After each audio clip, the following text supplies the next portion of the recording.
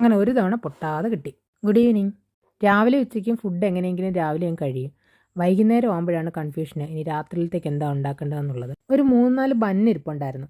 പിന്നെ ഫില്ലിങ്ങിന് കുറച്ച് സാധനങ്ങളും ഇരിപ്പുണ്ടായിരുന്നു. അപ്പം ഞാൻ കുറച്ച് ബട്ടർ എടുത്ത് നന്നായിട്ട് ചൂടാക്കിയിട്ട് ബന്നിനെ നടുവേ ഒന്ന് മുറിച്ച് 2 സൈഡ് നന്നായിട്ടൊന്ന് മൊരിയിച്ചെടുത്തു.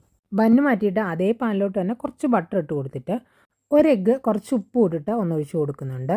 അതിനെ ഒന്ന് 2 സൈഡും ചെറുതായിട്ടൊന്ന് കുക്ക് ചെയ്തെടുത്തു. ഉൾവശം ഒന്ന് വെന്ത് കിട്ടുന്നത് പോലെ. നല്ലോണം പഴുത്തൊരു അവക്കാഡോ ഇരിപ്പുണ്ടായിരുന്നു.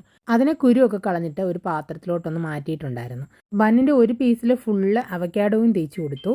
അപ്പുറത്തെ സൈഡിൽ കുറച്ച് മയണൈസ് ഞാൻ ഒരുപാട് എടുത്തില്ല. ഒരിത്തിരി മയണൈസും കൂടെ ഒന്ന് സ്പ്രെഡ് ചെയ്ത് കൊടുത്തു.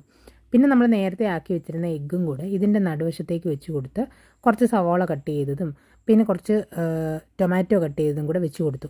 ആദ്യമായിട്ടാണ് ഞാൻ ചീസ് സ്ലൈസ് എടുക്കുമ്പോൾ പൊട്ടിപ്പോവാതെ കിട്ടുന്നത്.